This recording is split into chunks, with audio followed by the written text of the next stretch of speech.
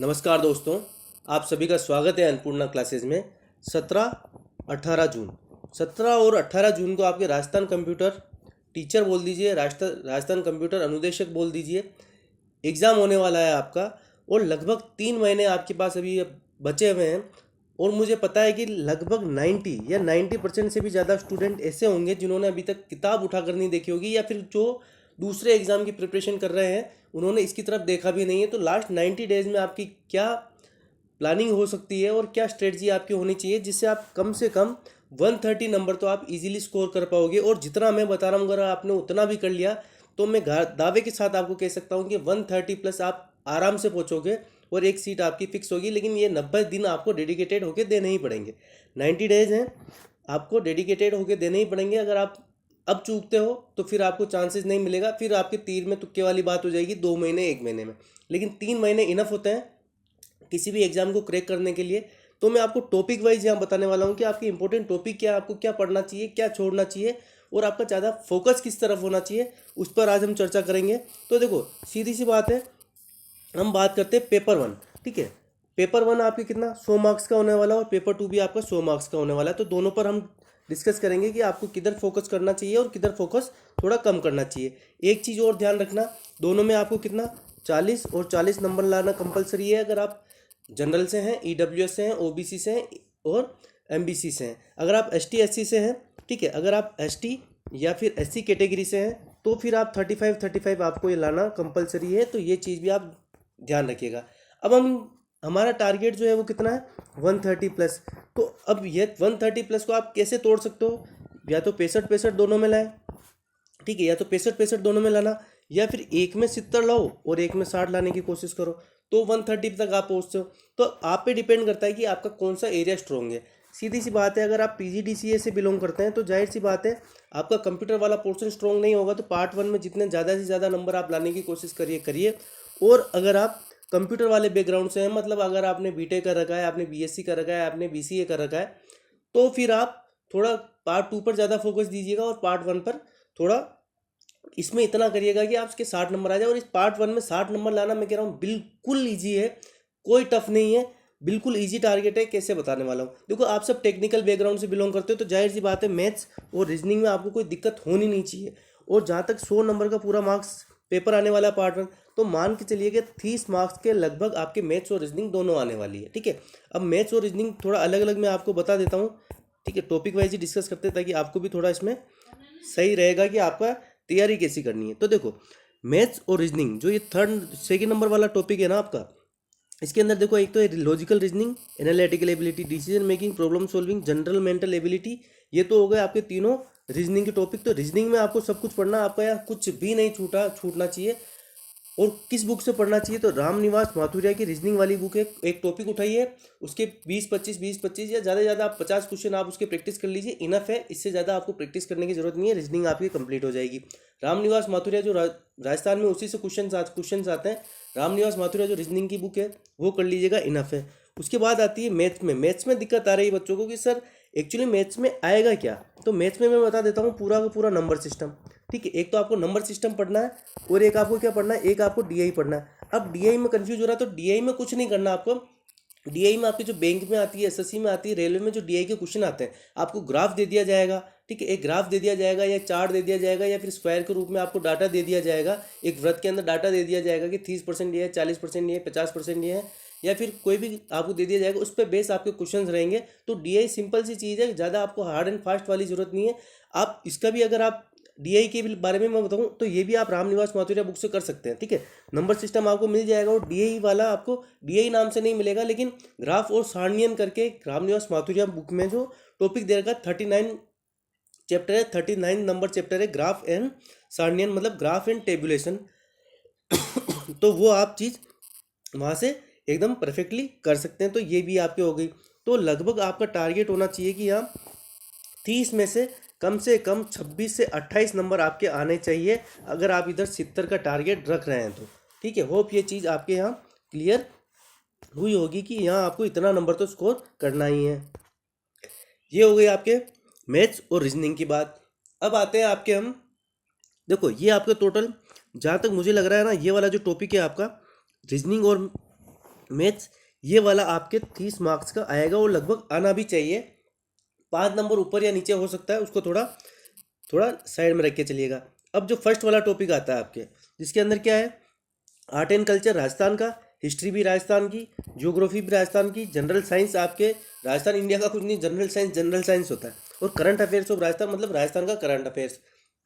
तो current affairs of Rajasthan, इसको अगर आपको पढ़ना है तो आपको एक मूमल की बुक आती है, ठीक है, मूमल मूमल की बुक आती है, वार्षिकांक, लास्ट एक ईयर का पढ़ लीजिए, ज़्यादा पढ़ने की जरूरत नहीं है, टॉपिक वाइज भी पढ़ोगे आप तो इनफ है, ज़्यादा अंदर जाने की जरूरत नहीं है। 10 में अगर मूमल की बुक आप पढ़ भी लेते हो ऊपर ऊपर से, तो भी मान के चलिए अगर 10 क्वेश्चन आ रहे हैं तो 6 से 7 क्वेश्चन आप इजीली इधर से बना के आओगे। तो करंट अफेयर्स का आपको पता चल गया होगा, मूमल की बुक लानी है। और अगर आप कंपटीशन एग्जाम की तैयारी ही कर रहे हैं तो जाहिर सी बात है जनरल साइंस तो आपने पढ़ी होगी, आप एसएससी में पढ़ते हैं, आप रेलवे में पढ़ते हैं, दूसरे एग्जामों में पढ़ते हैं, तो जनरल साइंस आपने पढ़ी होगी, आपको रिवीजन इसका करना ही है। अब बात आ जाती है हमारी, ये भी लगभग मान के चलिए 10 मार्क्स की आपके आने वाली है जनरल साइंस। अब बात आती है जो मेन मुद्दे वाली बात है, आर्ट एंड कल्चर, हिस्ट्री और ज्योग्राफी। अब देखो जो राजस्थान के एग्जाम की प्रिपरेशन कर रहे हैं ना जो बच्चे, उनका तो ये तीनों चीज़ें स्ट्रॉन्ग होगी क्योंकि उन्होंने पहले पढ़ा है। लेकिन अब एक चीज़ आती है, जो टेक्निकल बैकग्राउंड से निकल के आए हैं या जो सेंट्रल गवर्नमेंट एग्जाम की तैयारी कर रहे थे, उन्होंने यहाँ फोकस नहीं किया होगा, ये मैं मानता हूँ। उन्होंने कभी ये पढ़ा नहीं होगा आर्ट एंड कल्चर, हिस्ट्री और ज्योग्राफी। तो इसके लिए आप क्या कर सकते हैं, तो इसके लिए आप कोई भी एक बुक उठाइए, ठीक है, बुक कौन सी उठाइए, कोई भी गाइड ले लीजिए और उसको एक बार पढ़ लीजिए। 90 डेज हैं आपके पास, ठीक है, आप चाहते हो ना तो 90 डेज में आराम से ये आपकी प्रिपेयर हो सकती है। यूट्यूब पे बहुत सारे वीडियोस मिल जाएंगे आपको, बहुत सारे आपको पीडीएफ मिल जाएगी नोट्स की। आप आसपास आपके दोस्तों से मिलने का परिचय कोशिश करिए, नहीं तो मेरा टेलीग्राम ग्रुप ज्वाइन करिएगा, इसके नीचे मैं लिंक दूंगा, वहाँ मैं आपको 1 या 2 दिन में आपको पीडीएफ प्रोवाइड करा दूंगा किसी भी अच्छे इंस्टीट्यूट की, जहाँ आपको art and culture, history, geography Rajasthan की बेस्ट होगी। मैं आपको पीडीएफ प्रोवाइड करने की कोशिश करूंगा, आप टेलीग्राम चैनल जो ज्वाइन कर लीजिएगा बस, ठीक है, वहाँ मैं आपके पीडीएफ जरूर डाल दूंगा, ये तीनों आर्ट एंड कल्चर, हिस्ट्री और ज्योग्राफी की। और अगर आप वो भी नहीं देखना चाहते तो एक लक्ष्य की बुक आती है, ठीक है, लक्ष्य है ना, लक्ष्य की बुक ले आइएगा। और उसमें उसमें केवल आपको देखो पॉलिटी नहीं पढ़ना, इकोनॉमिक्स नहीं पढ़ना, केवल आर्ट एंड कल्चर, हिस्ट्री और ज्योग्राफी पढ़ना है। और जहाँ तक मुझे लग रहा है ये तीनों मिला के आर्ट एंड कल्चर, हिस्ट्री और ज्योग्राफी, ये आपके 50 मार्क्स के आने वाले हैं, ठीक है, ये आपका 50 मार्क्स आने वाला है। तो अगर आप 90 डेज इसमें अच्छे से मेहनत करते हो, दिन के 2 घंटे भी देते हो ना इस चीज़ को, art and culture, history, geography, तो मान के चलिएगा अगर 50 में से अगर आप 25 से 30 नंबर भी लाते हो तो भी ये आपके लिए एक अच्छा साइन होगा, एकदम परफेक्टली ये आपके चीज़ होगी। तो अब आपको यहाँ से पता चल गया होगा कि जो मैथ्स और रीजनिंग के 30 नंबर है, लगभग इधर से आप 26 से 28 नंबर लाने की कोशिश करो। रीजनिंग और जो ये जीके के 50 क्वेश्चन आने वाले हैं, 50 में से देखो ऊपर नीचे हो सकता है क्वेश्चन आने में, लेकिन एक हमारी जो प्लानिंग होनी चाहिए वो क्या होनी चाहिए, लगभग मान के चलिए 50 क्वेश्चन आ रहे हैं तो हमारे को इसमें 30 मार्क्स स्कोर करना है, तो 30 नंबर ये मान लीजिए। और 10-10 नंबर की जो जनरल साइंस और करंट अफेयर्स ऑफ राजस्थान हम मान रहे हैं, अगर इसमें से हम 10 नंबर भी लाते हैं तो भी देखिए हम कितने तक पहुंच गए, 10 और 30 40, 40 और 20, 40 और 26, अगर तो 66 से 68 मार्क्स तक हम पहुंच जाते हैं। और फिर आपकी कैपेसिटी, अगर आप इधर 50 में से 30 मार्क्स से इंक्रीज करना चाहते हो, या फिर आप जनरल साइंस और करंट अफेयर्स ऑफ राजस्थान में 10 से थोड़ा ज़्यादा ला सकते हो। अब जो मैंने ये मार्क्स का डिस्ट्रीब्यूशन बताया ये एकदम यही होगा, मैं गारंटी नहीं ले सकता, लेकिन हाँ अगर ये मान के चलोगे, सब सब्जेक्ट कवर करोगे तो आपको ईजी रहेगा प्रिपरेशन करने में, आपकी थोड़ी जो मेंटल जो स्ट्रेंथ है वो बनी रहेगी, ठीक है, मेंटल स्ट्रेंथ आपकी बनी रहेगी और आपको थोड़ा हेल्प मिलेगी। तो ये चीज़ आप मान के चलिएगा, 30 नंबर की मैथ्स रीजनिंग ज़्यादा की आ जाए तो प्रॉफिट ही है, लॉस तो कोई है नहीं। जनरल साइंस और करंट अफेयर्स और राजस्थान दोनों मिला के 20 नंबर के आ सकते हैं, और जीके आपकी 50 नंबर की आ सकती है। और जीके में भी आपका जो मेन जो फोकस रहना चाहिए वो आर्ट एंड कल्चर में रहना चाहिए। क्यों? क्योंकि अध्ययन बोर्ड जो क्वेश्चन उठाता है वो सबसे ज़्यादा जो आपके क्वेश्चन उठाता है वो आर्ट एंड कल्चर से उठाता है। तो आर्ट एंड कल्चर तो आपको मस्ट यहाँ पढ़ना ही है। तो देखो पेपर 1 में जितने ज़्यादा से ज़्यादा नंबर बचाने की कोशिश करनी है आप करो, खास करके पीजीडीसीए वाले, ठीक है। और रही बात जिनका कंप्यूटर बैकग्राउंड से है, जिन्होंने राजस्थान जीके नहीं पढ़ा, तो वह यहाँ थोड़ा इसको आप टाइम दीजिए, 1 महीना आपको थोड़ा दिक्कत आएगी करने में, लेकिन मान के चलिए 90 दिन है, अगर आप 30 दिन इसके हैबिचुअल होने में भी लगाते हो तो 60 दिन में आपका अच्छा खासा रिवीजन या आप अच्छी खासी इसकी तैयारी कर सकते हो। तो इसको बस थोड़ा सा डेली का आपको, ठीक है, 1.5 से 2 घंटे आपको देने की कोशिश करनी है, इससे ज़्यादा नहीं भी दोगे तो काम हो जाएगा। किसी अच्छे टीचर को वीडियोस देखो, यूट्यूब पे बहुत सारे हैं राजस्थान जीके में, ऐसा नहीं है कि नहीं है, राजस्थान जीके के अथाह सागर भरा पड़ा है। ठीक है, स्प्रिंग बोर्ड है, उत्कर्ष की बहुत सारी क्लासें हैं, ठीक है, नाम ले लेता हूँ मैं, चारण सर हैं, बहुत सारे क्लासें हैं, आपको यूट्यूब पर अवेलेबल हो जाएगी, उनकी वीडियोज़ लीजिए, आराम से आपका काम हो जाएगा। या फिर जो आपके दूसरे दोस्त जो प्रिपरेशन कर रहे हैं उनसे पूछिए कि आप राजस्थान की प्रिपरेशन कहाँ से कर रहे हैं, वो आपको बता देंगे।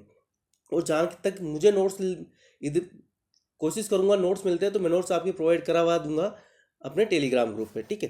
तो ये पेपर 1 की स्ट्रेटजी ये आपकी होनी चाहिए, लगभग 65-70 नंबर आपके इधर आने ही चाहिए, ठीक है। अब बात करते हैं हम पेपर 2 की।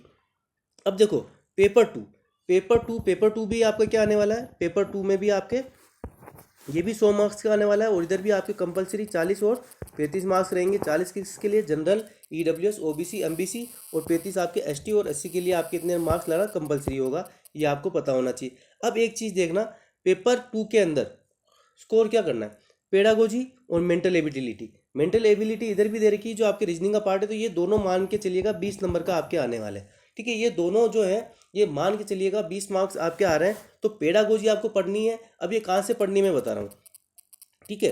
अगर आपके पास कोई स्टडी मटेरियल नहीं है, कुछ नहीं है, आपने कोई ऑनलाइन कोर्स नहीं खरीदा है, तो एक दक्ष पब्लिकेशन की बुक आती है, ठीक है। दक्ष पब्लिकेशन की बुक आती है, अगर आपको वो समझ में आती है तो आप देख लीजिएगा, आपको रिव्यू के बहुत सारे रिव्यू के आपके वीडियो मिल जाएंगे, उस पर देखिए, अगर आपको समझ में आती है तो ठीक है।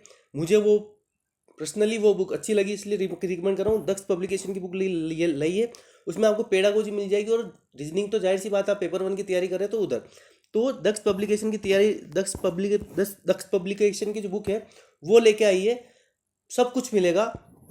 550 पेज की वो बुक है, ठीक है, लगभग ज़्यादा ही है, 568 ऐसे कोई 570 पेज की बुक है। डेली के 10 पेज भी अगर आप उसके पढ़ते हैं ना, उसमें उसमें सबसे बड़ी चीज़ क्या है, वो बुक पढ़ने में आपको दिक्कत इसलिए भी नहीं आएगी क्योंकि उसके अंदर एमसीक्यू बहुत ज़्यादा है। तो आप टॉपिक पढ़िए, एमसीक्यू लगाइए, टॉपिक पढ़िए, एमसीक्यू लगाइए। मैं कह रहा हूँ कि मिनिमम अगर आप स्टार्टिंग से भी उस पेज को बुक को पढ़ना चालू करते हो और अगर अच्छे से पढ़ते हैं ना, तो मैक्सिमम 45 डेज में आप वो बुक कंप्लीट कर लेंगे पढ़ के, ये मैं आपको गारंटी के साथ कह सकता हूँ। और उसको आप 3 से 4 बार बाद में आप रिवीजन भी कर लेंगे।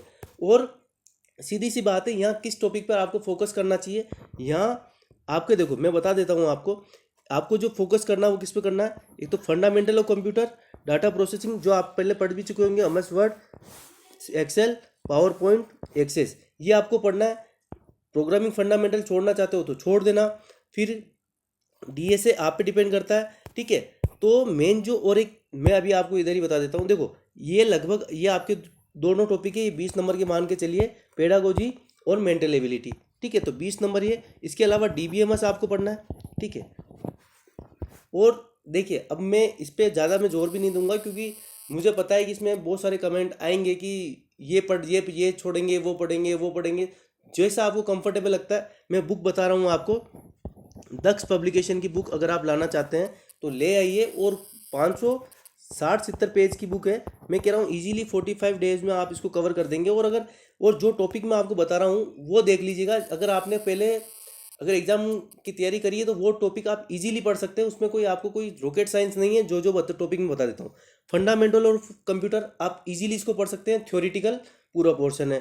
डाटा प्रोसेसिंग पूरा थ्योरेटिकल पोर्शन है, आप इसको कर सकते हैं, ठीक है।